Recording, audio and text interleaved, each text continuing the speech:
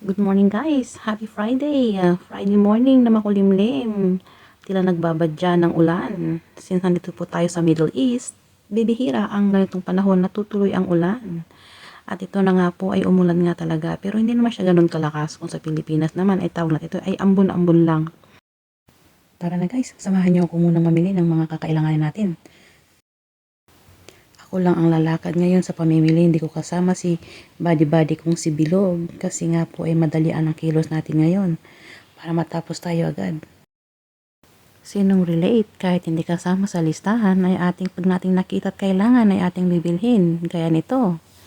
Ganun pa man tuloy ang ating pamimili. Kailangan natin ng mga iihawin.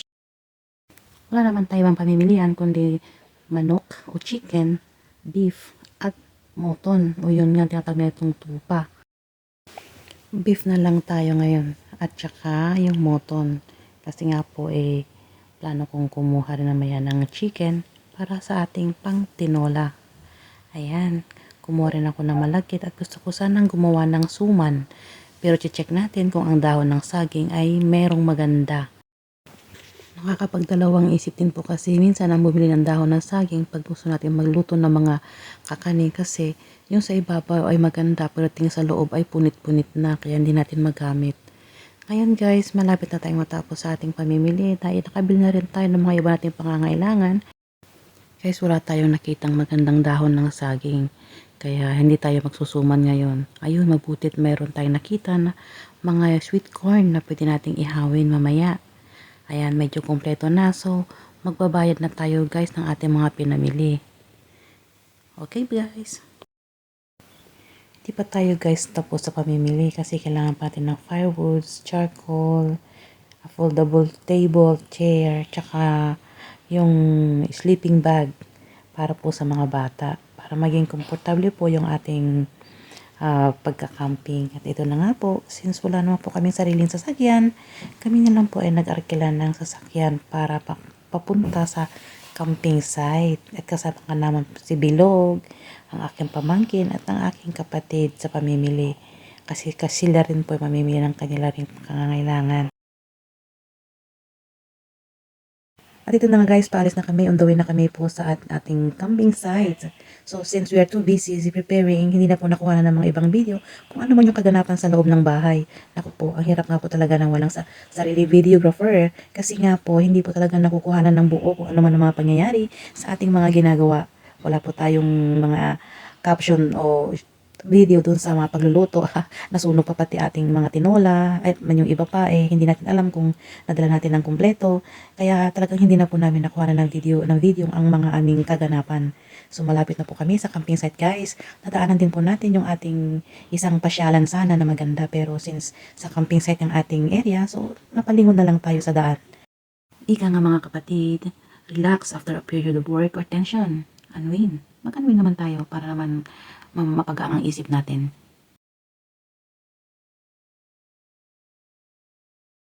Ito na guys, nandito na nga tayo sa ating venue. Hindi na naman pala namin nakuhanan ng video ang pag-assemble ng aming tent. As I said nga po kanina, wala na po tayong videographer para gumawa nun. Sariling sikap lang po talaga tayo guys. Kaya pasensya na kung hindi kumpleto yung ating pag-upload ng ating mga kaganapan sa ating event ngayon. Kaya salamat na lang po muna guys. Thank you and i-upload ko po yung ibang mga kaganapan sa ating kasiyahan sa araw nito sa mga para ano lang po nila yung totoo mga pangyayari dito sa aming camping. Along with me. It's nice to know that you'll be there with me.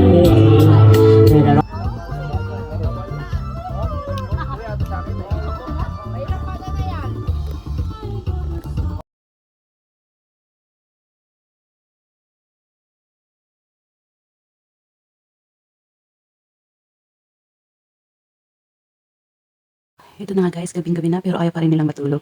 Siyempre, makikipagsayahan din tayo. Yan, pero nakaready na lang yung aming mga tutulugan this night. Ayan po, tahimik po siya at safe naman po itong lugar na ito kahit nasa desierto tayo. Ayan po mga kapatid, sila po yung mga tulog na talaga. Nabangon naman po ako dahil gawa ng ako'y pupunta sa washroom.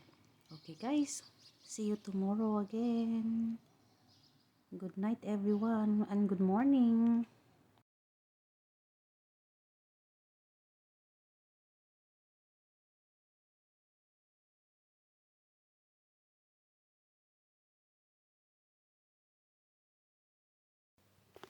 Sadyang makakalimutan mo muna yung problema mo kung ano may problema man sa araw na to.